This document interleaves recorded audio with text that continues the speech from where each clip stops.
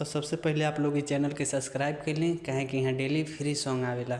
और कि चली ना घुमा दी हमके छपारा के घाट जी, चली ना घुमा दी हमके बलिया के घाट जी।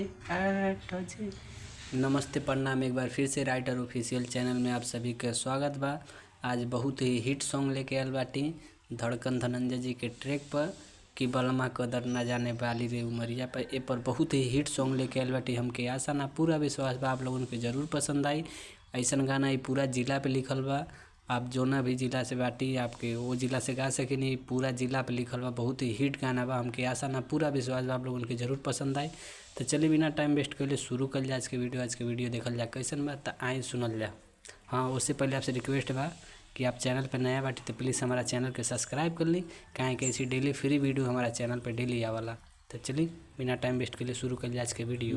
और चली ना घुमा दी हमके छपारा के घाट जी, चली ना घुमा दी हमके बेतिया के घाट जी। और कि दिलवा हमें बाटे श्रद्धा, दिलवा हमें बाटे श्रद्धा और बूझी नहीं बात जी, चली और चली हाँ चली ना घुमा दी हई दे वरिया के घाट जी, चली ना घुमा दी हमके भभुआ के घाट जी।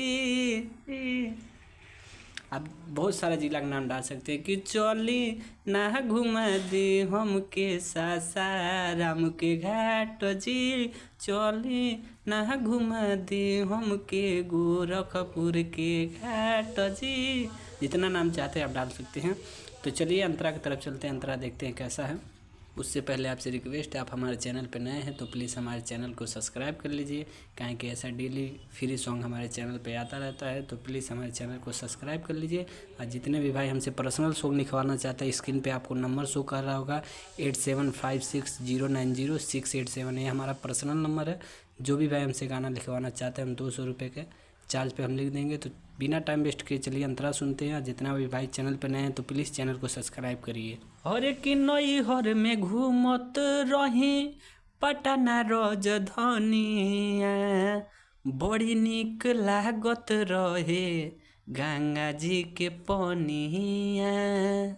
इसके बाद थोड़ा फास्ट गाना है कि चली दर्शन करा दी, जिला भभुआ देखा दी, कि जल्दी पिया चली ना तो हो जाई हो रात जी, चली हाँ चली और चली ना देखा दी हमके आरा के घाट जी, चली ना देखा दी हमके सासाराम के घाट जी, चली ना देखा दी हमके भभुआ के घाट जी।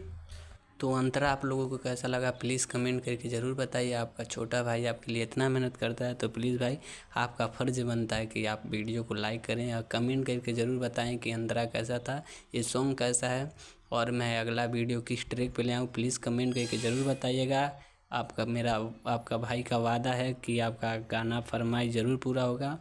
तो और जितने भी भाई अपने गाने में नाम चाहते हैं कि गाने में मेरा नाम आए तो प्लीज़ अपना नाम कमेंट करिएगा दोस्त, आपका गाने में नाम ज़रूर आएगा, मेरा आपसे वादा है।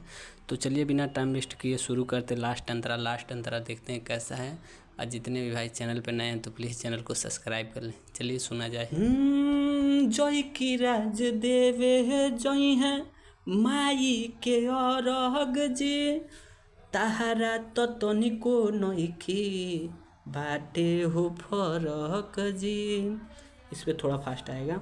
हर की मोतिहारी जिला चली सीधे गोपालगंज धली, कि संगे संगे पिया आई देवरो भी जात हो, चली हाँ चली और चली ना देखा दी हमके नवादा के घाट हो, चली ना देखा दी हमके गोरखपुर के घाट हो, चली ना देखा दी हमके आजमगढ़ के घाट हो।